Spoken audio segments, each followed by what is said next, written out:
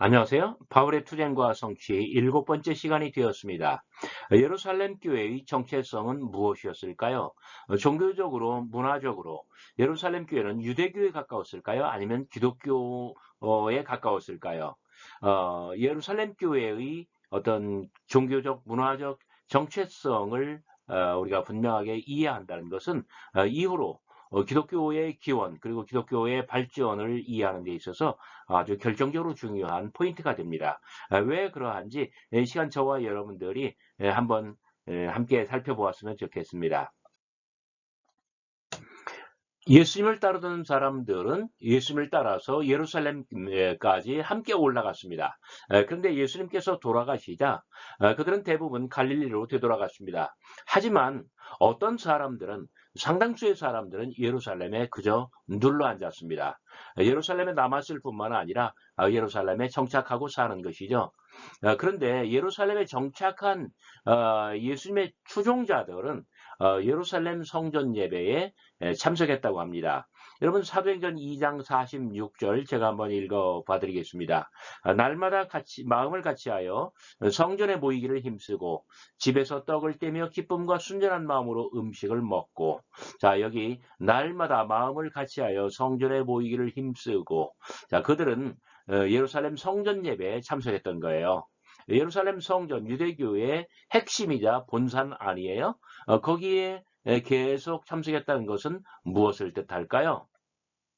자, 갈릴리로 돌아간 사람들, 다른 사람들은 예수님의 추종자들 가운데 예루살렘에 정착한 사람들 말고 그 외의 사람들은 팔레스타인 여기저기에서 회당 예배에 참석하였습니다.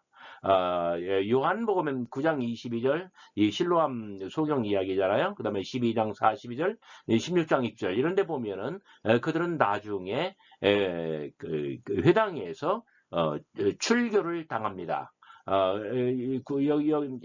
개혁 한글에서는 출회라고 번역을 하였고, 여기서 이제 출교라고 번역을 해서요, 회당으로부터 축출당하는 것이죠.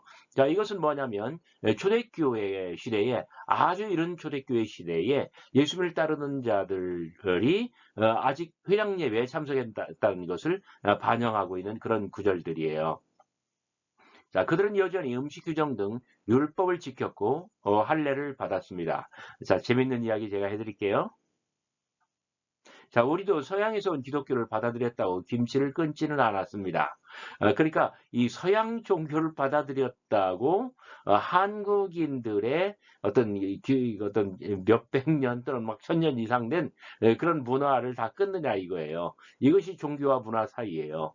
자, 예수님을 믿는다고 해서 음식 규정, 조상 대대로 지켜오던 음식 규정, 이건 그냥 너무나 당연한 거니까 그냥 지키는 거예요. 율법도 지키는 거예요. 할례도 받는 거예요. 자, 이러한 점들은 자, 예루살렘 성전 예배에 참석하고 희랑 예배에 참석하고 그다음에 음식 규정 지키고 할례를 받고 이렇게 해서 율법을 지키고 이러한 모든 것들은 아직 초대교회가 유대교라고 하는 울타리를 벗어나지 않는다는 것을 의미하고 있습니다.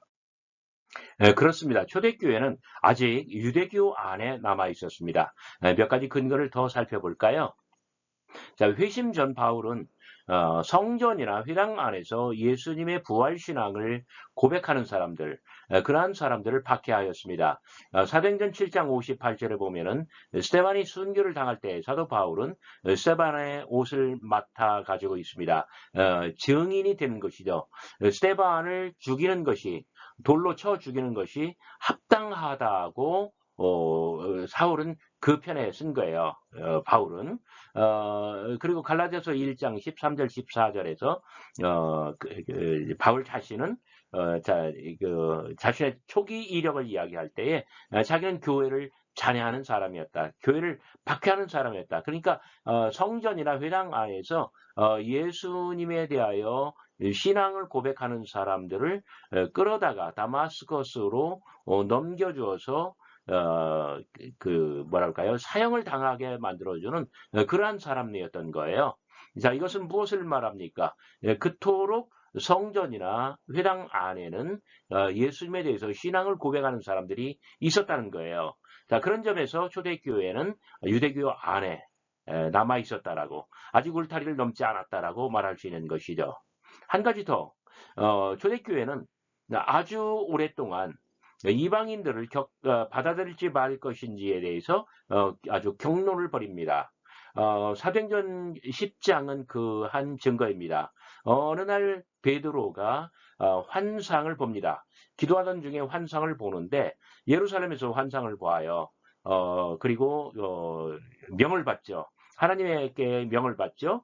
요바로 가라. 지금 텔아비브 근처예요. 그런데 요바에서는 또 한 사람이 환상을 봐요. 기도 중에 환상을 봤는데 누구냐면은 고넬료, 뭐 성이 고시인가요? 이탈리아 부대의 백부장이라고 합니다. 그러니까 이방인이에요. 그런데 뭐 꿈은 하늘에서 만나고 찬송하는 날이지만 요바에서 꾼 고넬료의 꿈, 예루살렘에서 꾼 어, 베드로의 꿈, 하늘에서 만났어요. 그래서 결국 두 사람의 꿈은 일치하고 그 꿈의 내용대로 베드로는 고넬료에게 세례를 베풉니다. 베드로가 예루살렘으로 돌아오는데 교회는 난리가 났어요. 어떻게 이방인들에게, 그러니까 이 베드로가 어떤 자기의 이 라이프 스토리를 이야기를 해요. 그러니까 베드로 예루살렘 교회가 할 수 없이 받아들여요. 자, 이방인들을 어떤 이 성도의 교제에 받아들일 것인지 말 것인지 너무나 큰 어떤 논쟁거리라는 거예요. 그리고 안디옥 교회에서 이 문제가 해결이 됐다라고 하지만 그 동시에 다른 교회에서는 해결이 안 되고 그 이후에도 한동안 이방인들을 받아들일 것인지 말 것인지에 대해서는 정리가 되지 않아요. 그러니까 바울은 여러분 제가 갈라디아서 3장 26절, 27절, 28절 이야기하면 너희는 유대인이나 헬라인이나 종이나 자유인이나 남자나 여자나 다 그리스도 예수 안에서 하나이니라. 자, 유대인이나 헬라인이나 이 말을 바울은 로마서를 쓸 때까지 이야기를 해요. 무엇을 뜻합니까? 이방인들을 받아들이면 교회의 어떤 유대교적 정체성이 심하게 훼손되거나 아니면 완전히 망가진다라고 판단하기 때문에 이러한 것들은 논쟁거리가 된다는 점이에요. 자, 교회는 한참 후에 유대교와 차별화됩니다. 그래서 안디옥 교회에서 처음으로 이방인을 받아들이면서 어떤 기독교라고 하는 그런 타이틀을 넣었죠. 그러나 다시 말씀드립니다만은 안디옥 교회와 동시대의 다른 교회들 그리고 한참 이후에 어떤 기독교회들은 이런 문제가 아직 미해결인 상태로 그대로 남아 있습니다. 그렇다면 교회는 유대교에 함몰되어 있었느냐? 유대교 속에서 그냥 미중유처럼 사라지고 말았느냐 하는 그런 문제가 발생이잖아요. 자, 예루살렘 교회는 하지만 유대교와 달랐습니다. 어떤 점에서 그랬을까요? 자, 예수님의 추종자들, 특히 예루살렘 교회가 유대교와 달랐던 점은 무엇입니까? 그것은 성령을 받았느냐 못 받았느냐의 문제예요. 그 사도행전 2장에는 오순절 다락방 사건의 이야기가 나오잖아요. 자, 성령은 어떤 성령입니까? 그 성령은 말세에 내가 그 모든 육체에게 내 영을 부어주리니 너희 남종들은 꿈을 꾸고 너희 여종들은 뭐 그 이야기가 나오잖아요. 그 요엘서 이야기잖아요. 자, 이것은 말세의 모든 육체에 부어주기로 한 바로 그 약속된 영이에요. 바로 이런 점에서 자 말세의 자, 차별점은 이 성령을 받았느냐 못 받았느냐. 근데 이 성령은 말세에 부어주기로 한 영이잖아요. 다시 말해서 성령을 받았느냐 못 받았느냐. 이건 성령을 받았다는 것은 이 종말이 실현됐다는 것을 뜻해요. 성령을 받은 사람들은 이 종말의 어떤 그 종말이 왔다라고 하는 그 증거로서 방언을 말하고 예언을 할 수 있으며 그리고 병을 고치는 그 놀라운 체험, 이 천국의 은사를 체험했던 것입니다. 자, 한마디로 말해서 그들은 예루살렘에서 성령을 체험하였고 하나님의 택함 받은 새 이스라엘로서의 정체성을 가지게 되었다는 거예요. 자, 바로 요것 성령을 받았다. 그 다음에 아주 놀라운 은사를 체험하였다. 그래서 종말론적 의식을 갖는 하나님의 택함 받은 새 이스라엘이 됐다. 이런 점들이 어떤 뭐 예루살렘 교회와 자신을 구별짓는 아주 확연한 차별성이었다라고 말할 수가 있습니다. 자, 세례와 성만찬의 종말론. 종말론적인 세례는 예수가 아닌 요한에게서 배운 것입니다. 예수님은 공생애 중에 세례를 베풀지 않았다고 하니까요. 세례 요한에게서 받은 것이죠. 자, 예수님의 이름으로 세례를 받는다는 것은 어떤 성령을 체험하는 거예요. 고넬료의 사건이 바로 그런 것이고요. 자, 세례는 새로운 종말론적 공동체를 지향하던 교회를 성전과 휘랑의 유대교와 구별시켜주는 그러한 제의가 되었습니다. 자, 세례는 성령이고 어떤 그 세례와 성령 체험은 어떤 종말에 이 택함받은 하나님의 백성 새 이스라엘로 자신이 들어가는 것을 의미하는 것이고, 자, 예수님의 식탁교제와 관련된 성만찬도 마찬가지였습니다.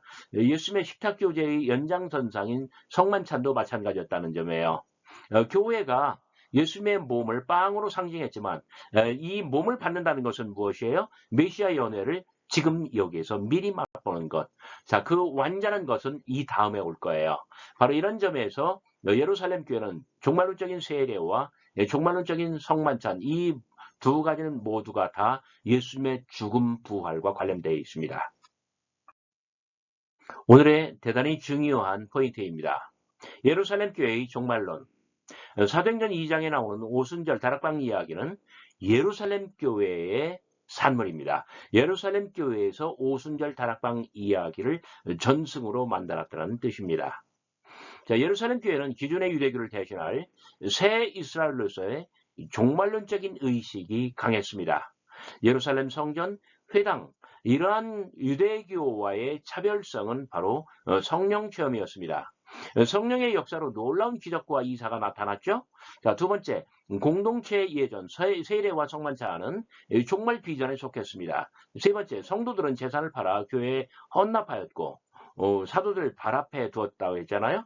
그리고 공동생활에 들어갑니다. 자, 이런 모든 것들은 바로 예루살렘 교회를 이끌어가는 어떤 신학적인 이념이 묵시 종말론이었다는 것을 뜻합니다.